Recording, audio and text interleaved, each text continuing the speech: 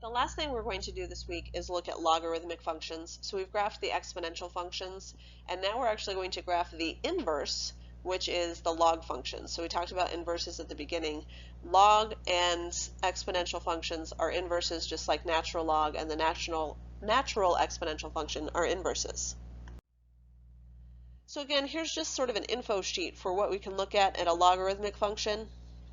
We are looking at the form log base a or b, it doesn't matter if you use a or b, of x is smooth and continuous just like before. The domain in this case is x is greater than 0, so that's the x's have to be the x is greater than 0. The range is all real numbers. So just to point out before, for the exponential function, my domain was all reals, but for my range was y is greater than 0. So it makes sense because these are inverses and x and y would switch places in an inverse. And again, the graph passes through the point 1, 0, whereas previously it passed through the point 0, 1. So again, we can see we're just sort of flip-flopping this. So let's take a look. Again, we're just going to utilize our calculators to do this, to do any graphing, and then we'll talk about transformations. Now again, notice what happened. In my last examples, when I was graphing exponential functions, I gave you values for x, and now I'm giving you values for y. So the question is, why would I do that? Well, because, let's take a look. This is y equals log base 2 of x. And so I could plug in x's, that's just fine, or I could use my swirly method to say 2 to the y equals x, which I think is a little bit easier to handle. So I'm going to take 2 to the negative third equals x. Well, 2 to the negative third is 1 over 2 to the third, or 1 over 8, or 0.125. 2 to the negative 2 equals x, which is 1 over 2 squared, 1/4, or 0.25. So again, just using my calculator or my brain, 2 to the negative 1 is 1/2. 2 to the 0, anything with the 0 power is 1. 2 to the first, 2 to the second, 2 to the third. We get the idea. Now, what's my graph going to look like? Well, now I'm looking at, again, going through this point, whereas previously it went through the point 0, 1. So I've got a point there.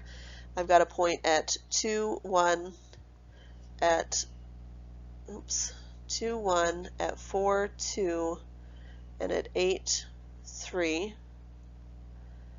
And all of these other guys, 0.5 is negative 1, and then 0.25 is negative 2, so we get the idea that it's going to look like this. And so essentially we're looking at a curve that looks like this. So that is what my log base 2 function is going to look like. Here's that same function graphed obviously with a graphing utility rather than with my hand and my Surface Pen.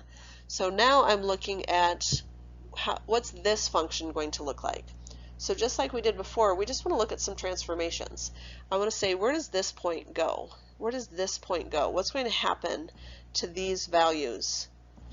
And what I want to do is look at h and k. H would be positive 3 because h is always the opposite of what sign we see.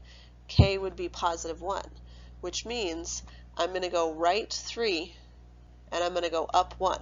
So this one is going to go 1, 2, 3, up 1. That's my new point. Again, 1, 2, 3, up 1, 1, 2, 3, up 1. This guy, 1, 2, 3, up 1. And then I'm just going to connect the dots. And I could do as many as I wanted to, keeping in mind that this guy is going to be my new asymptote. So it's going to look something like this. Again, just moving it up right 3 and up 1 for every point. Again, there's one for you to try, so I'm actually asking you to graph both the natural log function and the transformation function. Keep in mind that you can do it like I've asked you to do it using the f of x, so I'm basically going to turn y equals natural log of x using that swirling method to say e to the y equals x. But in this case, honestly, either way would be just as easy. If you wanted to make up values for x to find y, you don't have to use my y values. That's just fine too. I'm going to do it the way that I have it set up. Once you're done, go ahead and use the transformation. So again, I'm going to take e to the negative 3, which is 0.0498, e to the negative 2, and again we should be pros at plugging these into our calculators by now, 0.135, e to the negative 1 is 0.368, e to the 0 is 1, e to the 1 is 2.718, e squared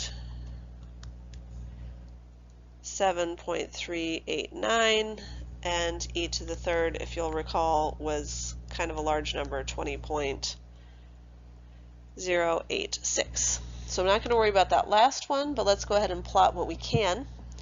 So at a very, very small x value, I would get negative 3. At an almost as small value, I would get negative 2. Negative 1 would be, again, we're looking at real small values here. It makes it really hard to graph. 1, 0, which we know it's going to go through that point. 2.78, comma 1, 7.389, comma 2. So we get the basic idea of what our graph is going to be like-ish. And again, this is going to not cross over. It's just going to go real close to that. So it's basically an asymptote. To translate this graph, that was a really bad curve, but you get the idea. To translate the graph, h would be positive 3, k would be positive 1. So each of these is going to move right 3, up 1. You know, this guy is going to go right 3, 1, 2, 3, up 1. And so again, since we're moving right 3, it's basically going to be a curve like this.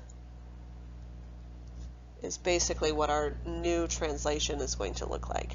Again, these are not precise because, you know, I'm using a computer to do this and not a graphing utility, but you can certainly check these on your graphing calculator or using Desmos.